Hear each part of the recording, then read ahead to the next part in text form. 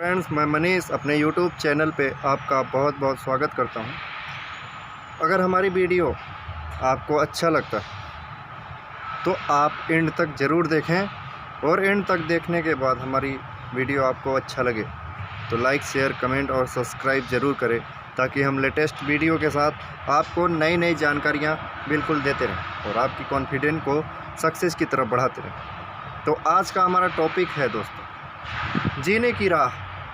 हम जिंदगी में तो आ तो जाते हैं, जन्म तो सेम लोग लेते हैं, लोगों में बिल्कुल ही पाप नहीं होता, सब निष्पाप पैदा होते हैं। और जैसे ही हमारी वातावरण में हम अपना कदम धीरे धीरे उम्र बढ़ता जाता है वैसा वैसा ढलते जाते हैं। तो कुछ लोग पाप के रास्ते अपना लेते हैं माय डियर, तो कुछ लोग वहीं पे पुण्य होते हैं। तो किसी किसी को समझ में नहीं आता क्या पाप है क्या पुण्य है और क्या करना चाहिए क्या नहीं करना चाहिए। कुछ लोगों को ज़िंदगी की असलियत पता होता है और कुछ लोगों को बिल्कुल भी पता नहीं होता।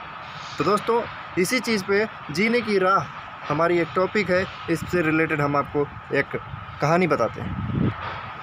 किसी राज्य में एक व्यक्ति होता है और वहाँ पे एक महात्मा थे और वो व्यक्ति बिल्कुल ही परेशान सा रहता था और अचानक एक दिन महात्मा के पास जाता है और बोलता है, महात्मा जी, हमें ज़िंदगी के बारे में बताइए, किस तरह से जीना है किस तरह से नहीं जीना। तो महात्मा जी बोलते हैं कि तुम्हारी तो उम्र ढल चुकी है, तेरी मौत होने वाली है।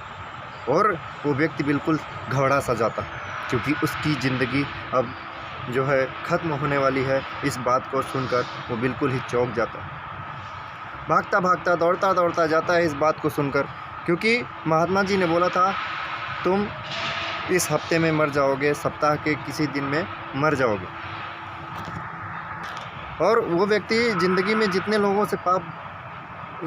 से झूठ बोला था उनसे माफ़ी मांगा, जिन लोगों के साथ अत्याचार किया था उनसे माफ़ी मांगा, जिन लोगों के कर्जे थे उस कर्जे को चुकाने के लिए पूरी तरह से तत्पर हो गया और अपने बेटे का हक उसको दे दिया, अपनी पत्नी को भी पत्नी का हक दे देता है और बोलता है अब हमारा अंतिम क्षण आने वाला।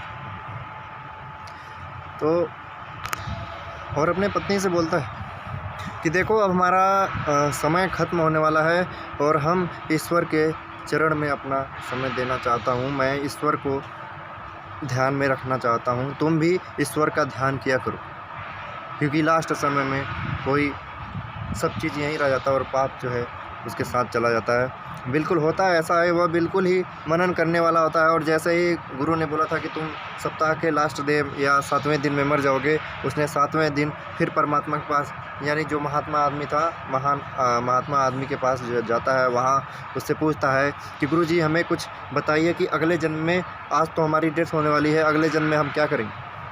तो गुरु ने कुछ नहीं बोला और बोला ये बताओ तुम जिस तरह से अभी 7 दिनों में जिए हो उसी तरह से जीना है।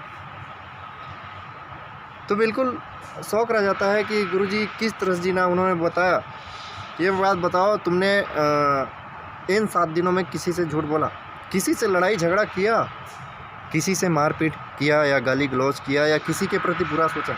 उसने जवाब दिया नहीं महात्मा, ऐसा बिल्कुल भी नहीं किया, क्योंकि मेरा लास्ट समय है और मैंने सबसे माफ़ी मांगा और अपने जीवन में जो है ईश्वर को मन में। तो परमात्मा पूछते हैं एक बात और कि क्या तुमने ईश्वर को याद किया, ज़िंदगी में तुमने ईश्वर को याद नहीं किया कि आप ईश्वर को याद किया है। तो उसने बोला हाँ गुरु, अब तो हमें सिर्फ़ और सिर्फ ईश्वर ही दिखाई दे रहे थे।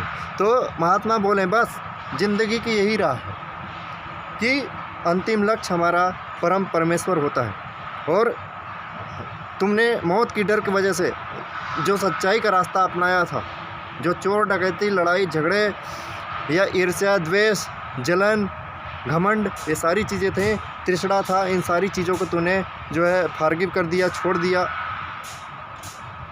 तो जीने का यही असल तरीका है, जिसको भी सही तरीके से जीना है ये सारी चीज़ों को छोड़कर उस ईश्वर में मन लगाए। लोगों से झड़ाई झगड़े झंझट करने से कोई फ़ायदा होने वाला नहीं है, सिर्फ नुकसान होने वाला है। क्योंकि जिस तरह से हम लोग सेम प्रॉपर्टी में निष्पाप पैदा होते हैं और उसी तरह से जाने के बाद सारा चीज़ क्लियर होता है। ज़िंदगी में उतार चढ़ाव होने होते हैं। उसी उतार चढ़ाव में कुछ लोग पाप के रास्ते पे चले जाते हैं, कुछ लोग लड़ाई करके यानी संघर्ष करके स्ट्रगल करके पाप का रास्ता न अपना कर स्ट्रगल के बलबूते अपने आप को सक्सेस पाते हैं।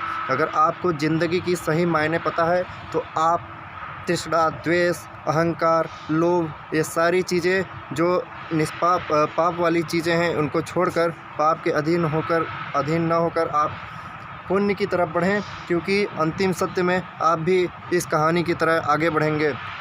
हमें उम्मीद है आपको वीडियो पसंद आया होगा, तो हमारी वीडियो को सब्सक्राइब करना बिल्कुल ना भूलें। और फिर मिलते हैं मैं मनीष आपको अगले एपिसोड में। तब तक के लिए विदा लेते हैं।